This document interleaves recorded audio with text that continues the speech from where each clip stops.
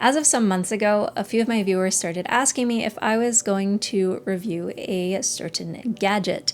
It was right up my alley, they said. Affordable, has buttons, is small, and is offline and the most you can hope for in the sense of the word in 2026. I'm your cool Uncle Marissa, and I am going to be reviewing the Xteink X4 e-reader. That's a lot of X's. And it's this guy. Now, how did I get this? Xteink actually reached out to me. I'm not sure if anyone sent them my way or if it was just serendipitous or they also could tell it was up my alley. And they sent me this in exchange for a review video. As always, my terms are that my video can't be seen prior to publication and I won't take any direction as to what to say or how to present something, because these are meant to be honest and unbiased. So that is the disclaimer, so to speak. And so let's just talk about why this is special. I mean, it's an e-reader. You know what an e-reader is. Most famously, the Kindle is an e-reader. The Kobo is another big e-reader. I was corrected by many people on one of my last e-reader videos that the Nook still exists. So the Nook is an e-reader. But there's been quite an explosion in e-readers. And one thing that I noticed, which I talk about a bit in my last video on jailbreaking the Kindle 4, is that a lot of e-readers these days just use Android. And I guess it makes sense. The most expensive part about creating an e-reader seems to be the e-ink panel. Because it's very proprietary, etc. And Android as an operating system is fairly accessible, so why not make something feature rich? Unfortunately, I really hate Android operating systems on anything other than my phone. I don't need to pay a couple of $100s for an e-reader so that I can access the Play Store. I don't want to listen to music on my e-reader. I just want to read. And that's how I originally had ended up with the Kindle 4. That paired with the fact that I really like the tactile experience of an e-reader. I had ended up with a Kindle Paperwhite, and with that you touch to change the pages, and I didn't love that. I really liked the buttons, and that's why I went back to the 4. And also I really liked the fact that there were buttons on both sides, because you have newer ones. A lot of people were like, why didn't you get the Oasis, or why didn't you get this or that? Ones that sort of just have buttons jutting out on an extra piece of plastic on the case. So buttons are important to me. And so that's where the desirability rather of the X4 came for me, is that it is small, which is very cool. It's very pocketable. You hear a lot of people saying that it's made them read more because it's so pocketable. It actually has a magnetic back, so the intention that it's advertised as is you can stick it on the back of your phone. Now I have a flip phone, so it's actually bigger than my phone closed. But also, I don't know if I'm really a fan of having it on the back of my phone, because I feel like I've always done this. People have been making a lot of videos about this philosophy, I guess, in the recent years. And I'm kind of like, dang, why didn't I think of doing that? Because literally ever since smartphones became mainstream and I was young, people were asking me, why do you have a separate MP3 player? Why do you have a separate camera? Just use your phone for everything. And I'm saying this as someone who does have a problem with being on my phone. I feel like most of us do. And while I still have that problem, I would like to have a gap between other activities and my phone. So I wouldn't want my e-reader to be attached to my phone. But I can see it being something that is desirable to some people. Oh, the sun went away. But if you're a very high-powered CEO, you're checking your emails and writing emails, and then you're like, okay, now back to 50 Shades of Grey. I know what high-powered CEOs read. But also I think, it can come in handy just to put it on the back of your phone if you're one of those weirdos who only takes their phone everywhere and nothing else. It also just lends itself to other cool things, like there are magnetic lights that you can specifically get off AliExpress and stuff that are made for the Xteink, so just the book light goes like this. I'm not sure if you need a case to use it because the case itself is also magnetic. So I don't know if it's like the inversion, you know, magnet, magnet, magnet, or if it's just magnet, magnet.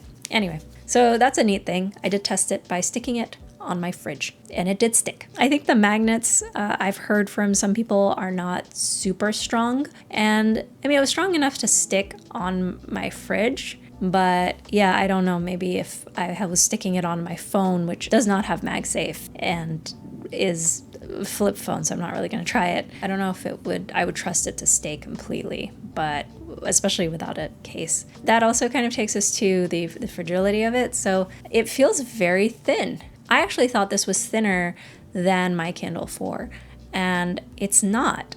Really? The Kindle 4 has a bit of a booty where like it has the grippy texture, but other than that, it's actually pretty comparable. It's very lightweight. The other thing is that if you have it without a case, like I do, you don't have any ridges or anything. It's just one flat panel. So there's nothing really protecting it if it falls on its face. And I know, you know, there's clumsy people out there. There's also a lot of people on Reddit who have these really sad posts where there's just arrives broken. And that's just e-ink displays are very fragile. And that's just one of their quirks. So without anything naturally protecting the screen and the design, that is something to keep in mind. If you want to read while you're hiking, maybe get a protective case before you go. Or if you know that your fingers are slippery or whatever, getting a case is important. I actually saw on Reddit someone had this, and you guys know I love my pouches, and this was for one of the iPhones or something. It was marketed as such, but it is the perfect fit, and I'll put the link in the description. It's not an affiliate link or anything, but if this is what you want. And this is kind of enough for me because I haven't been doing anything crazy. There's some really cool also, wait, I'll get to that later. There's some cool cases, but I'll get to that later. Let's talk more about itself. So then the buttons, right? So you've got 3 buttons on the side. You've got like an up down button that's kind of, you know, similar to a volume button on a phone, and you've got the power button right here, power asleep button. But then on the front you have 2 buttons here. And I initially thought they were 2 buttons, but they're actually 4 because you can do this is a button, this is a button, this is a button, this is a button. And so while you're reading, this is not a touch screen. It's very tactile. And so you can use the side buttons to change pages, but you can also use the front buttons to change pages. And I think that's very nice. It feels a bit more natural to me to use the side button because I'm generally going to be holding it like this. But if your hand gets tired, you want to reposition it. It's just nice that like in a world where we have normal size, like not normal size, but you know, like A5-ish e-readers with 0 buttons, we get this tiny thing and it has all these buttons. And the screen itself is quite nice. It's pretty crisp. It's not the best e-ink screen that I have seen, but I feel like you can get away a lot more with e-readers because you are refreshing on like a certain X number of pages basis. It's not really as much trouble as, for example, an e-writer, an e-ink writer, where you need to refresh a lot more frequently because, you know, you write something, you erase it, and then or you're viewing a lot of different types of content on it. And so, yeah, I think it's very clear and easy to use. It doesn't have like a headphone jack. It doesn't have anything that feels extraneous to me. It has a micro SD card slot. It has USB-C charging, and it has a lanyard hole, which every time an electronic device has a lanyard hole, an angel is born in my heart. That can't be good for my heart. Let's move on to firmware. So this is one of those things that another reason it's so popular is it has a lot of custom user creations. And the biggest one is the firmware. The Xteink firmware that it ships with, it is decently fine, but it has quirks and it like isn't the most attractive, and someone created a firmware called Crosspoint, and that became insanely popular, especially because when it was initially shipped, there were a lot of issues with the Xteink firmware, which have since, I believe, several issues have been resolved, and I'm sure they will continue to be resolved, such is the nature of the software and firmware from anyone who cares. So Crosspoint fixed a lot of those things. It was had a more aesthetic setup, and I tried Crosspoint,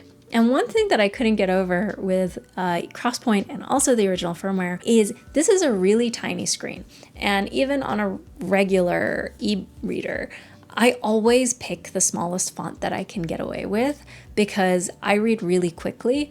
And so I don't want to keep having to turn the page. I want to see as much content as I can.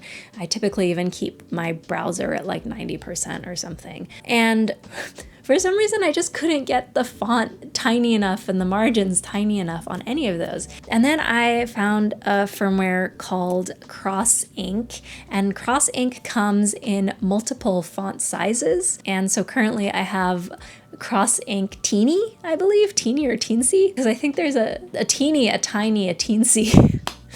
But I'll put both of these in the description. And it's very similar to Crosspoint. It's based off of Crosspoint, but it lets you make your words really, really small.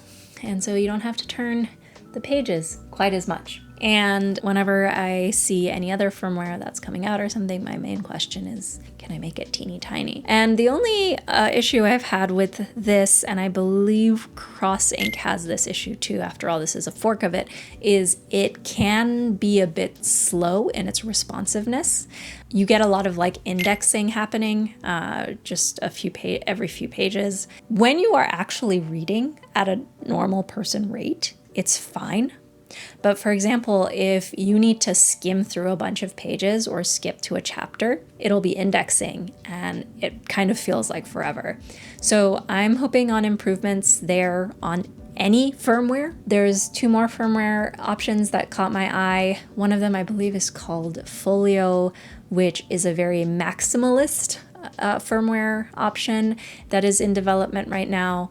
And it looks very attractive. The dev says that it's very quick and responsive. The only thing to note with that one is he does also say that he made it using AI to help, but he is a senior computer coding person. That's the name of the job. I don't imagine it's like purely vibe coding, just a thing to note. And then another one I saw called Micro Reader or something that recently came out as well, which is super minimal, and that actually looked quite up my alley, but for some reason the controls were inverted and I couldn't find my books. And it's, as of recording this video, it only came out a couple of weeks ago, so I'm gonna give that some time before I try it again, but I'll link all of those in the description. But there's quite a big community of trying to customize the appearance and theme and just navigation, etc. Crosspoint, Xteink are great starting points as well if you just got yours and you don't know what to go with, especially if you want a small font. Xteink is the way to go. I also don't put hundreds of books on an e-reader at a time, so I don't know how either of these work under an immense amount of pressure. I've also been using right now the stock SD card that comes with the e-reader, which is unbranded. It just says Xteink Ink on it. So I'm not sure if that's contributing to the slowness as well, but at some point I will find out. If you are in a similar situation, but you are using a branded SD card, let me know if that's the reason. It could be. Now, of course, the customization, as I started to allude to earlier in this video, also goes into the world of hands-on makers, and there's a lot of 3D printed options for it, especially in cases. There's this one in particular that I love that I'll put up right now that I'm like, maybe I'll ask someone to 3D print me that and pay them, because it is super cute. It's also just, I'm very curious because not before I had this, I was seeing these things and they look kind of big, but then you see this and it's so small and it's like, oh, how small are these prints?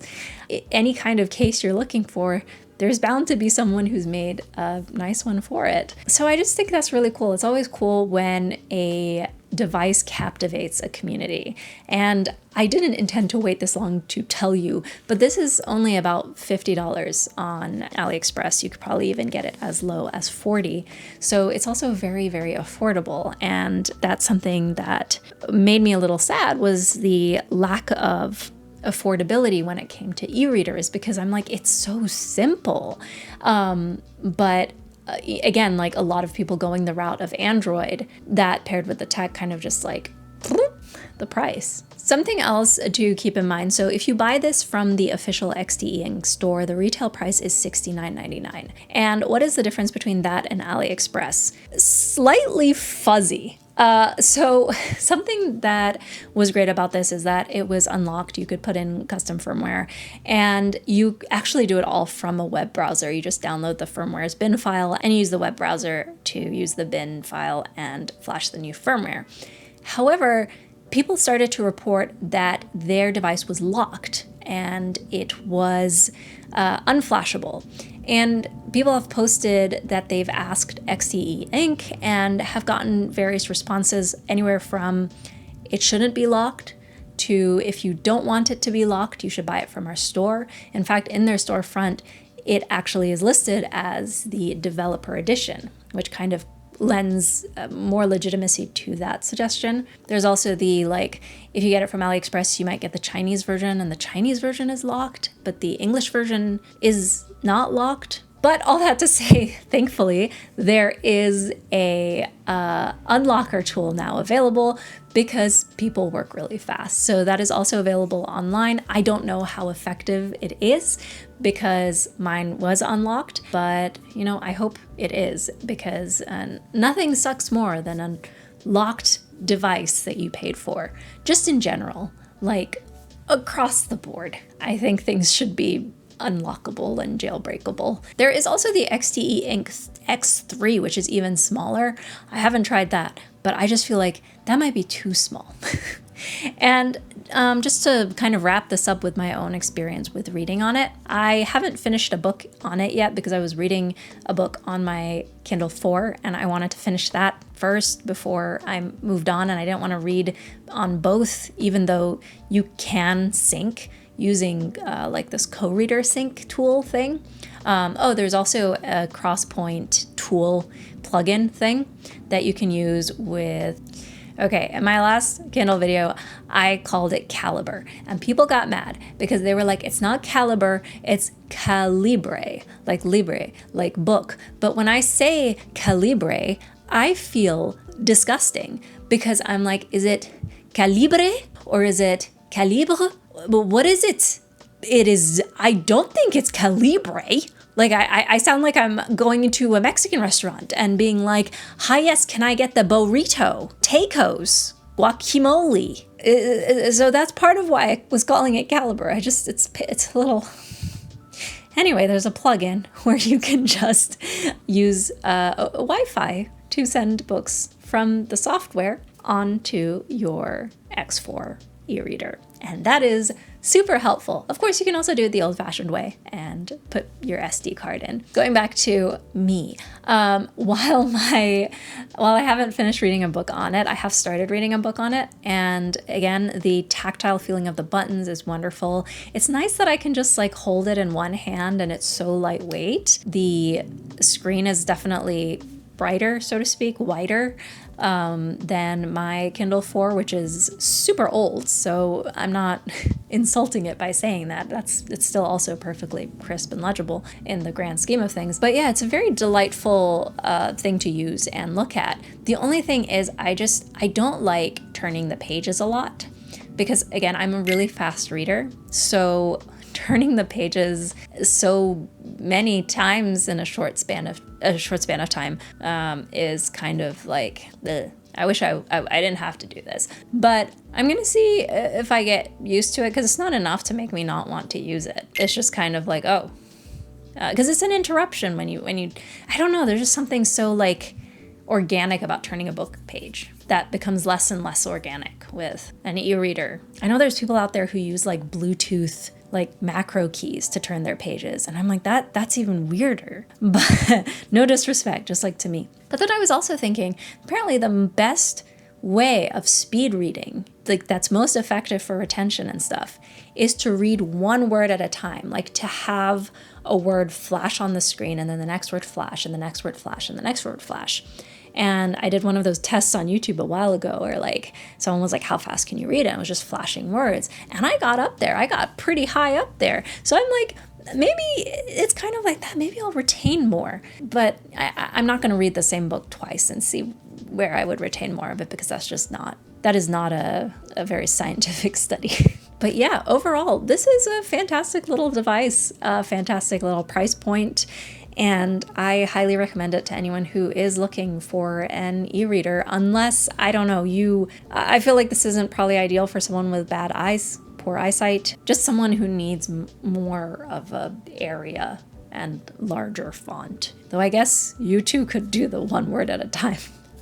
Possibly put it in landscape mode. Speed read challenge every book. It's a good one. And the only thing I think that I've commonly come across in terms of other users that is a significant con is the fragility of it.